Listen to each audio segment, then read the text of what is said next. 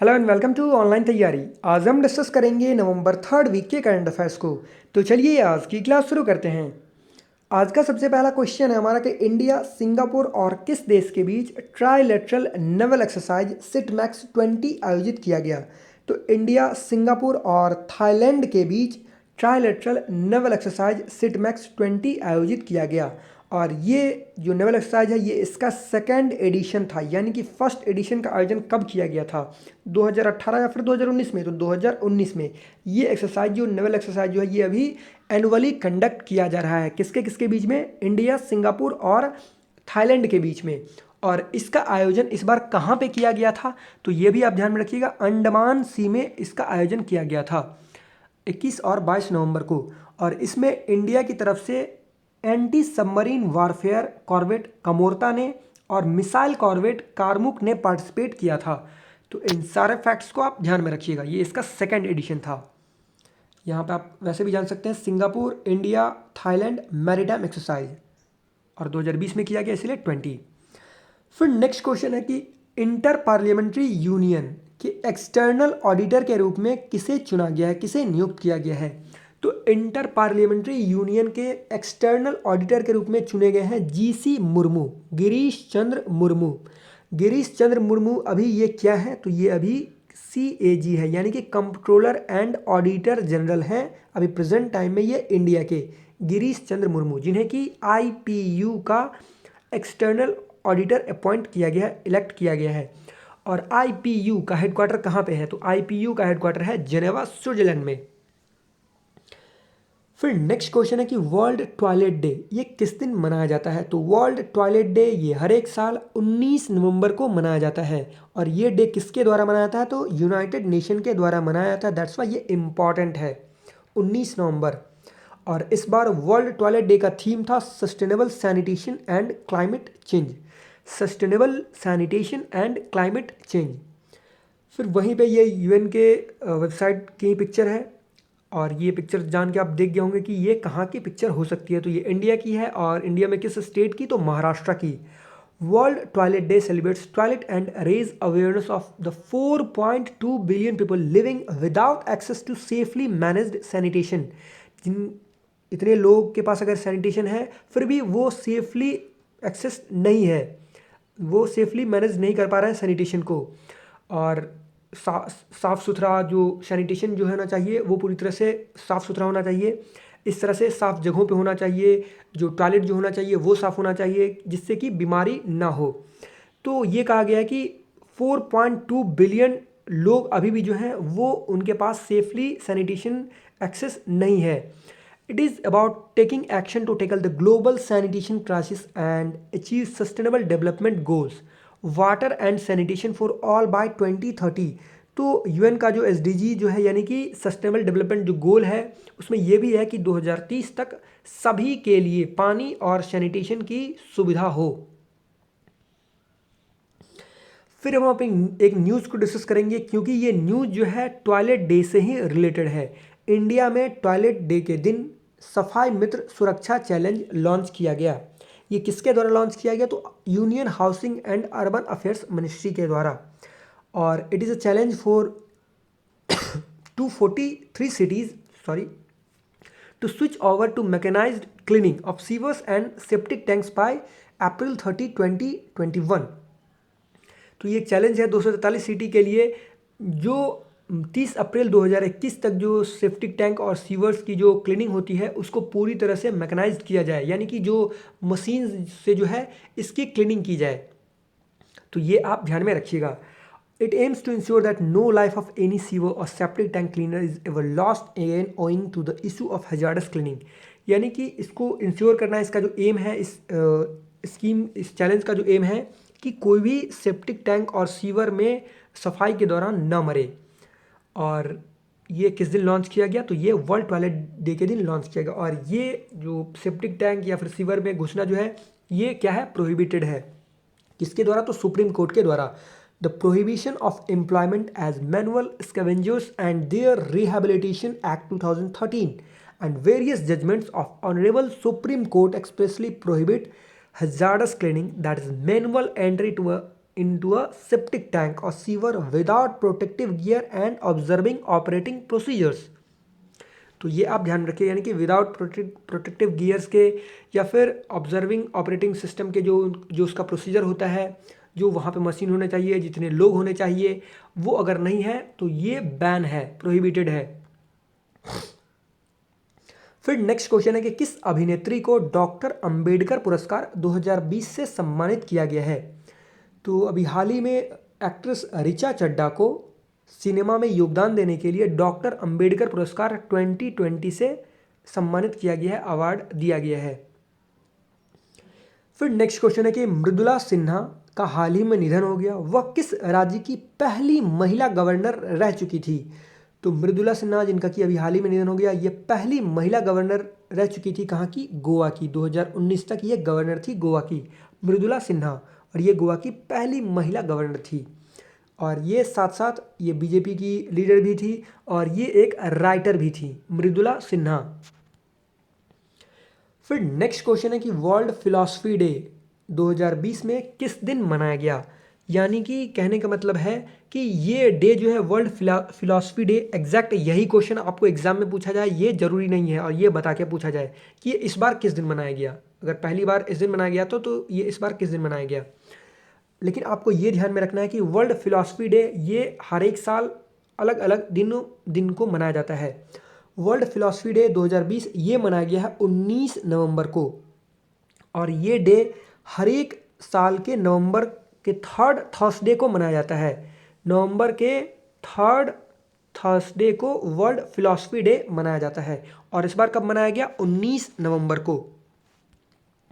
Philosophy कहने का मतलब है दर्शन। Philosophy is the study of a nature of reality and existence, यानी कि फिलॉसफी जो है वास्तविकता और अस्तित्व की प्रकृति का अध्ययन है। Of what is possible to know, कि हमारे लिए जानना क्या पॉसिबल है, and of right and wrong behaviour, और राइट और रॉन्ग बिहेवियर क्या है इसके बारे में।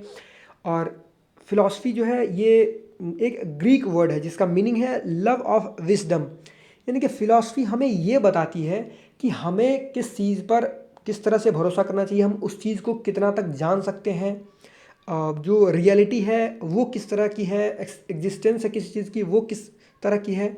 बहुत सारे ग्रीक फिलोसफर का नाम भी आपको पता होगा, प्लेटो, एरिस्टोटल, सोक्रेट्स, बहुत सारे इंडियन फिलोसफर भी थे। तो बहुत सारे इंडियन फिलोसफर के द्वारा ये भी कहा गया था कि आप जिस चीज़ को देखें, महसूस करें, उसी चीज़ पर भरोसा करें। जिस चीज़ को आप अपनी आंखों से नहीं देख पा रहे हैं या फिर उसे महसूस नहीं कर पा रहे हैं, तो फिर आप उस चीज़ पे भरोसा नहीं करें। फिर नेक्स्ट क्वेश्चन है कि एशिया में पहला सौर ऊर्जा संचालित कपड़ा मिल किस राज्य में स्थापित किया जाएगा। तो ये इसकी स्थापना जो है वो इंडिया में की जाएगी, और ये एशिया का पहला सोलर पावर्ड टेक्सटाइल मिल होगा एशिया का। तो इसकी स्थापना की जाएगी महाराष्ट्र में, तो ये आप ध्यान में रखिएगा। और महाराष्ट्र में अगर पूछ लिया जाए किस डिस्ट्रिक्ट में, तो परभनी डिस्ट्रिक्ट में, परभनी डिस्ट्रिक्ट में, क्योंकि ये एक लीडिंग कॉटन प्रोड्यूसिंग डिस्ट्रिक्ट है महाराष्ट्र का। और ये इसकी जो स्थापना की जा रही है वो 30 एकड़ में स्थापना की जा रही है इसकी, और इस पर खर्च जो है वो टोटल कितना आएगा, 100 करोड़ का खर्च आएगा। फिर नेक्स्ट क्वेश्चन है कि भारत के पहले मॉस गार्डन का उद्घाटन किस शहर में किया गया। तो ये आप पिक्चर में देख सकते हैं, ये है मॉस, तो उसके बारे में और भी मैं बताऊंगा। तो भारत के पहले मॉस गार्डन का उद्घाटन किया गया है नैनीताल में। अगर स्टेट पूछ लिया जाए तो फिर क्या होगा, उत्तराखंड। तो ये आप ध्यान में रखिएगा। और ये मॉस गार्डन का उद्घाटन किसने किया, ये भी इंपॉर्टेंट है। तो मॉस गार्डन का उद्घाटन किया गया वाटर मैन ऑफ इंडिया के द्वारा। तो आप मुझे, आज का पहला क्वेश्चन है कि वाटर मैन ऑफ इंडिया के नाम से किसे जाना जाता है, आप मुझे कमेंट बॉक्स में कमेंट करके बताइएगा। तब पता चलेगा कि आप लोग कितना पढ़ रहे हैं और कहाँ तक वीडियो को देख रहे हैं। क्या किसी क्वेश्चन पे तो क्या आप वीडियो को स्किप नहीं कर दे रहे हैं, तो आप मुझे प्लीज़ कमेंट बॉक्स में कमेंट करके बताइएगा। तो ये ध्यान रखिएगा। और मॉस जो है ये एक तरह की काई होती है जो कि दीवारों, पेड़ों और पत्थरों पे हरे रंग की दिखाई देती है, जो कि आपको पिक्चर में दिखाई दे रहा होगा। और इसका बहुत ही ज़्यादा मेडिसिन के रूप में भी यूज़ किया जाता है। फिर नेक्स्ट क्वेश्चन है कि वर्ल्ड चिल्ड्रंस डे ये किस दिन मनाया जाता है। तो वर्ल्ड चिल्ड्रंस डे ये हर एक साल 20 नवंबर को मनाया जाता है। और वहीं पे और ये डे भी किसके द्वारा मनाया था, यूएन के द्वारा मनाया था, दैट्स वाई इम्पॉर्टेंट है। और वहीं पे अगर हम बात करें नेशनल चिल्ड्रंस डे या फिर इंडिया में चिल्ड्रंस डे किस दिन मनाया जाता है, तो 14 नवंबर को मनाया जाता है, जवाहरलाल नेहरू के बर्थ एनिवर्सरी पे। फिर नेक्स्ट क्वेश्चन है कि भारतीय नौसेना ने किस देश से नौवां P-8I पनडुब्बी रोधी युद्धक विमान यानी कि एंटी सबमरीन वारफेयर एयरक्राफ्ट प्राप्त किया है। तो भारतीय नौसेना ने यूएसए से अपना नौवां P-8I anti submarine warfare aircraft प्राप्त किया है। किस देश से, यूएसए से। तो चलिए इसके बारे में और भी हम कुछ जान लेते हैं। यहाँ पे आप देख सकते हैं, यह है इकोनॉमिक टाइम्स का न्यूज़ कि इंडिया ने नौवां पोसेडॉन 8I मैरीटाइम एयरक्राफ्ट प्राप्त किया है, किससे, यूएसए से। और आपको पता होना चाहिए कि पहले 2009 में इसकी पहली डील हुई थी और इंडिया पहला फॉरेन कंट्री बना था जिसने इससे डील की थी। और ये जो विमान जो बनाया था ये किस कंपनी के द्वारा, तो बोइंग के द्वारा बनाया जा रहा है। और 2009 में जो डील हुई थी वो डील हुई थी 8 विमानों की, 8 P-8I anti submarine warfare aircraft की। बट 2016 में 4 और विमान पर डील हुई और उसका ये पहला विमान प्राप्त किया गया है इंडिया के द्वारा। जो 4 और विमान की डील हुई थी 2016 में, उसका पहला है जिसकी की डिलीवरी अभी हुई है। और इसकी डिलीवरी इसको कहाँ पे लगाया गया, तो इसे लगाया गया है गोवा में, INS हंसा, जो कि एक नेवल बेस है इंडियन नेवी का। तो ये आप ध्यान रखिएगा। और इंडियन नेवी और इंडियन गवर्नमेंट जो है ये भी चाह रही है कि और अदर जो 6 P-8I एयरक्राफ्ट इंडिया को प्राप्त हो। 8 पहले प्राप्त हो चुके हैं, 4 का डील हो चुका है जिसमें से पहला अभी मिला, और 6 इंडिया और चाह रहा है कि 6 और एयरक्राफ्ट इस तरह के हमें मिले। तो आप ध्यान में रखिएगा। फिर नेक्स्ट क्वेश्चन है कि EIU यानी कि इकोनॉमिस्ट इंटेलिजेंस यूनिट द्वारा जारी सूची में सबसे महंगे शहरों के रूप में कौन सा शहर शीर्ष स्थान पर है। तो EIU के द्वारा हर एक साल मोस्ट एक्सपेंसिव सिटीज़ की लिस्ट जारी की जाती है और इसमें इस बार फर्स्ट जो स्पॉट है इस पर 3 शहरों को रखा गया है। कौन कौन से शहर हैं ये, ज्यूरिक जो कि स्विट्जरलैंड की सिटी है, फिर वहीं पे दूसरा शहर है हांगकांग और तीसरा शहर है पेरिस जो कि फ्रांस की कैपिटल है। तो यहाँ पे आप देख सकते हैं top 5 most expensive cities, Zurich, Paris, Hong Kong. वहीं पे सिंगापुर है चौथे रैंक पे जो कि पिछले साल फर्स्ट रैंक पे हुआ करती थी। और तेल अवीव जो कि इजराइल की सिटी है ये है 5वें रैंक पे। और पिछले साल जो है इसमें इंडिया की सिटीज़ भी थी, न्यू दिल्ली, चेन्नई और आई थिंक बैंगलोर या फिर मुंबई भी हुआ करती थी इसमें। न्यू दिल्ली, चेन्नई और बैंगलोर। तो न्यू दिल्ली और चेन्नई का जो इसमें पिछले साल जो रैंक था वो था 125वां सबसे महंगा शहर, और बेंगलुरु का 129th स्पॉट था, बेंगलुरु को दिया गया था। बट इस बार इसमें किसी भी इंडियन सिटीज़ का नाम नहीं है और इसमें 133 सिटी को शामिल किया गया है। और सबसे चीपेस्ट सिटी जो है वो कौन सा है, डमास्कस है जो कि सीरिया की कैपिटल है। और फिर उज्बेकिस्तान का सिटी है, कैपिटल है ताशकंद, तो वो 132वें स्पॉट पे, यानी कि सबसे चीपेस्ट सिटी में इसका नाम है। फिर नेक्स्ट क्वेश्चन है कि वर्ल्ड टेलीविज़न डे ये किस दिन मनाया जाता है। तो वर्ल्ड टेलीविज़न डे ये हर एक साल 21 नवंबर को मनाया जाता है, यूएन के द्वारा मनाया जाता है, दैट्स वाई मैंने इस क्वेश्चन को रखा था। फिर नेक्स्ट क्वेश्चन है कि कौन सा देश अंतर्राष्ट्रीय समुद्री संगठन यानी कि इंटरनेशनल मैरीटाइम ऑर्गेनाइजेशन द्वारा मान्यता प्राप्त अपनी स्वतंत्र क्षेत्रीय नेविगेशन उपग्रह प्रणाली बनाने वाला दुनिया का चौथा देश बन गया है। तो जो IRNS जो सिस्टम है इसको मान्यता प्राप्त दे दिया गया किसके द्वारा, IMO के द्वारा, और ये इंडिया ऐसा करने वाला चौथा देश बन गया। तो इसका आंसर क्या होगा, इंडिया। इससे पीछे के जो 3 देश हैं जिसको कि IMO के द्वारा मान्यता प्राप्त दिया गया है अपना खुद का नेविगेशन के लिए, वो कौन कौन से कंट्री हैं, USA, रशिया और चाइना, और इंडिया चौथा कंट्री बन गया है। तो ये आप ध्यान में रखिएगा। इसका कहने का मतलब ये हुआ कि इंडिया का अपना IRNSS Indian regional navigation satellite system है जो कि भारतीय सीमा से 1500 किलोमीटर के क्षेत्र में नेवी की सहायता के लिए नेवी की सहायता के लिए इसका यूज़ किया जाएगा और अब भारत को किसी और देश पर जीपीएस के लिए, नेविगेशन के लिए निर्भर नहीं रहना पड़ेगा। तो ये एक बहुत ही अच्छी बात है। फिर नेक्स्ट क्वेश्चन है कि बिहार के उप मुख्यमंत्री कौन बने या फिर कौन बनी है। तो बिहार में पहली बार ऐसा हुआ है कि 2 उप मुख्यमंत्री हुए हैं। इनका नाम क्या है? पहला है रेणु देवी और दूसरे हैं तारकिशोर प्रसाद। ये दोनों बीजेपी से हैं और इसका आंसर क्या होगा? Both A and B. साथ ही साथ आपको पता होना चाहिए कि बिहार की पहली महिला मुख्यमंत्री कौन थी? राबड़ी देवी। बट रेणु देवी ये बिहार की पहली डिप्टी चीफ मिनिस्टर बन गई हैं, पहली विमेन डिप्टी चीफ मिनिस्टर बन गई हैं रेणु देवी। और वहीं पे बिहार में पहली बार 2 उप मुख्यमंत्री भी हुए हैं, रेणु देवी और तारकिशोर प्रसाद। वहीं पे 7वीं बार नीतीश कुमार ने मुख्यमंत्री पद की शपथ ली है, यानी कि ये 7वीं बार मुख्यमंत्री बने हैं। कहाँ के? तो बिहार के। और इन्हें जो है जो इन लोगों को जो है ओथ जो दिलाया गया वो किसके द्वारा? तो गवर्नर फागू चौहान के द्वारा। तो अभी बिहार के गवर्नर कौन है? फागू चौहान है। तो इन सारे फैक्ट्स को आप ध्यान में रखिएगा। फिर नेक्स्ट क्वेश्चन है कि जवाहरलाल नेहरू यूनिवर्सिटी में स्वामी विवेकानंद की मूर्ति का अनावरण किसने किया? तो इसको अनवील किया गया किसके द्वारा? नरेंद्र मोदी जी के द्वारा, वर्चुअली जेएनयू में। फिर नेक्स्ट क्वेश्चन है कि सोनू सूद को चुनाव आयोग ने किस राज्य का स्टेट आइकन अपॉइंट किया है? तो इलेक्शन कमीशन ने सोनू सूद को, जो कि एक बॉलीवुड एक्टर हैं, इनको अपॉइंट किया गया है स्टेट आइकन के रूप में। किस स्टेट के लिए? पंजाब के लिए।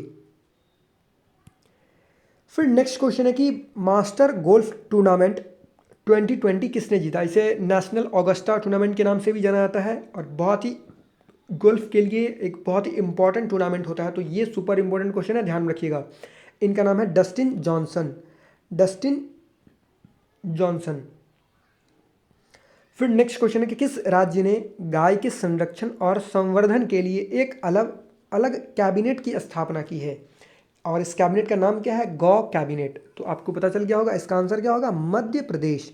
तो मध्य प्रदेश जो है ये पहला स्टेट बना जिसने गाय के संरक्षण और संवर्धन के लिए, यानी कि प्रोटेक्शन और प्रमोशन के लिए एक कैबिनेट की स्थापना की और उस कैबिनेट का नाम रखा गया गौ कैबिनेट। और मध्य प्रदेश ऐसा करने वाला पहला स्टेट बना।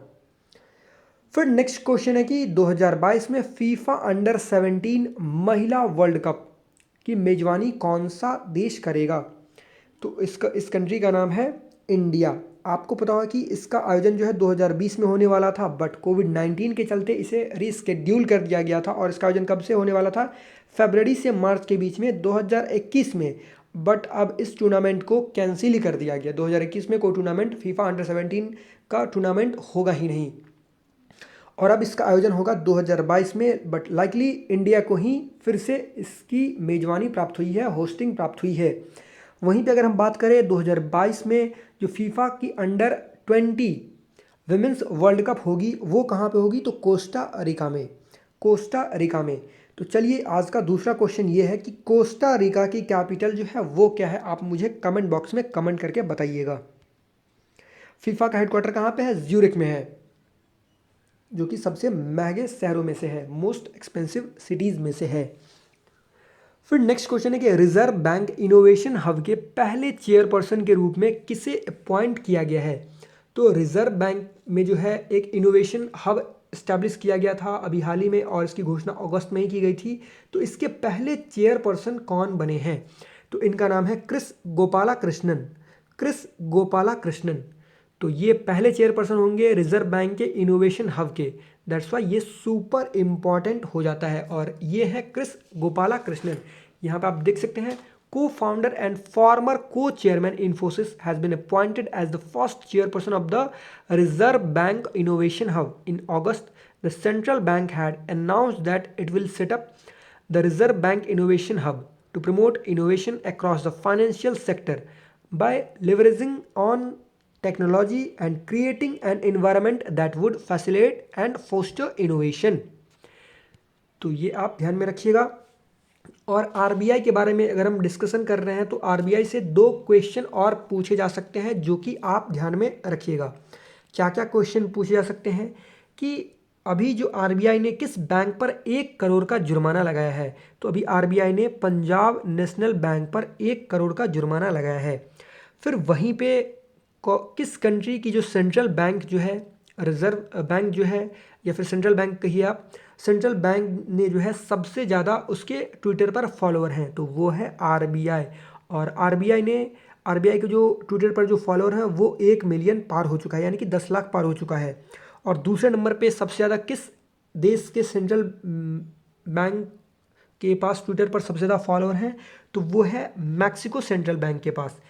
मैक्सिको सेंट्रल बैंक के ट्विटर के पर जो फॉलोअर हैं वो कितने हैं? 7.75 लैक्स। थर्ड नंबर पर है बैंक ऑफ इंडोनेशिया के फॉलोअर। और यूएस फेडरल रिजर्व के फॉलोअर्स कितने हैं? मात्र 6.67 लैक्स।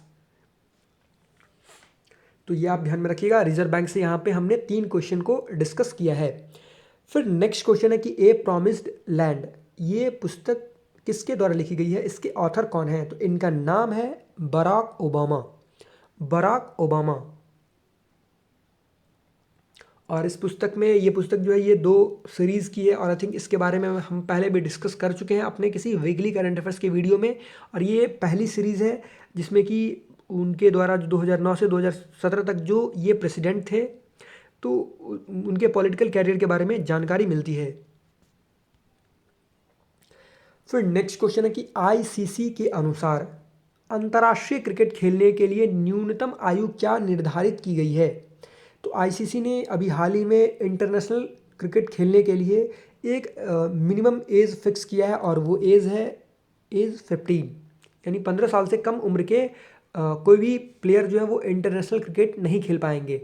अगर कोई ऐसा कोई कंडीशन होता है तो फिर वो बोर्ड को भेजा जाएगा, आईसीसी को भेजा जाएगा, और आईसीसी उस पर डिसाइड करेगी। यहाँ पे आप देख सकते हैं, to play any form of men's, women's और under 19 international cricket players must now be a minimum age of 15। तो ये आप ध्यान में रखिएगा। और एक्सेप्शनल केसेस में मेंबर बोर्ड जो है वो अप्लाई करेगी आईसीसी को, और आईसीसी फिर डिसाइड करेगी कि उस प्लेयर को खेलने दिया जाए या नहीं। आईसीसी का हेडक्वार्टर कहाँ पे है? आईसीसी का हेडक्वार्टर है यूएई, यूएई में है। और यूएई में कहाँ पे है? तो दुबई में है। फिर नेक्स्ट क्वेश्चन है कि वर्ल्ड इकोनॉमिक फोरम द्वारा चुने गए 36 शहरों की सूची में कितने भारतीय शहरों को स्मार्ट शहरों के लिए एक नया रोड मैप बनाने के लिए चुना गया है? तो वर्ल्ड इकोनॉमिक द्वारा 22 देशों के 36 शहरों को इसमें शामिल किया गया है, और इसमें भारतीय शहरों को स्मार्ट शहरों के लिए एक नया रोड मैप बनाने के लिए चुना गया है। इसमें कितने भारतीय शहर हैं? 4 भारतीय शहर हैं। तो ये आप ध्यान में रखिएगा। इसमें से कौन कौन से शहर हैं? बेंगलोर, फरीदाबाद, इंदौर और हैदराबाद। यानी कि वहाँ पे जो टेक्नोलॉजी बेस्ड फैसिलिटी है वो किस तरह से बनाई जाएगी, किस तरह से चुना जाएगा, उसमें ये इसके लिए चुना गया है। फिर हम अपने एक न्यूज़ को डिस्कशन करेंगे, और ये न्यूज़ सुपर इम्पॉर्टेंट है, इसीलिए इसे मैंने न्यूज़ के फॉर्मेट में रखा है, क्योंकि इससे आपको बहुत सारी जानकारी मिलेगी। What is the Sentinel six satellite and why is it important? Copernicus Sentinel-6 Michael Freilich satellite designed to monitor oceans was launched from the Vandenberg Air Force Base in California। तो अभी Sentinel-6 सैटेलाइट को launch किया गया है, कहाँ से? तो California से लॉन्च किया गया है। और किस रॉकेट से? तो स्पेस एक्स के फाल्कन 9 रॉकेट से लॉन्च किया गया है। ये एक रीयूजेबल रॉकेट होती है फाल्कन 9। और ये किस लिए लॉन्च किया गया? इसका मेन पर्पस जो है, एम है, वो क्या है? तो ये मॉनिटर करेगी ओशन के लेवल को। This is the part of the next mission dedicated to measuring changes in the global sea level. जो सी लेवल जो है वो कहाँ पे बढ़ रही है, कहाँ पे घट रही है, जो क्लाइमेट चेंज जो है वो सी लेवल पे क्या इम्पैक्ट कर रहा है, उसके बारे में स्टडी करेगी। Other satellites that have been launched since 1992 to track changes in the ocean on global scale include the TOPEX, Poseidon, Jason 1 and OSTN जैसन 2 अमंग अदर्स। और भी कुछ सैटेलाइट लॉन्च किए गए थे जो कि ट्रैक करती थी ओशन के लेवल को, सी के लेवल को। अब इस Sentinel-6 का नाम जो है माइकल फ्रीलीच जो रखा गया, उसके बारे में भी हम जानेंगे। जो माइकल फ्रीलीच जो थे, डॉक्टर माइकल फ्रीलीच, ये नासा के अर्थ साइंस डिवीज़न के डायरेक्टर थे। 2006 से 2019 के बीच में, और इसी साल 2020 में इनका निधन हो गया। तो इन्हीं के नाम पर इस सैटेलाइट का नाम रखा गया। और ये जो मिशन है, इस मिशन को जैसन कंटिन्यूटी ऑफ सर्विस के नाम से भी जाना जाता है। और ये मेज़र करेगी ओशन का हाइट।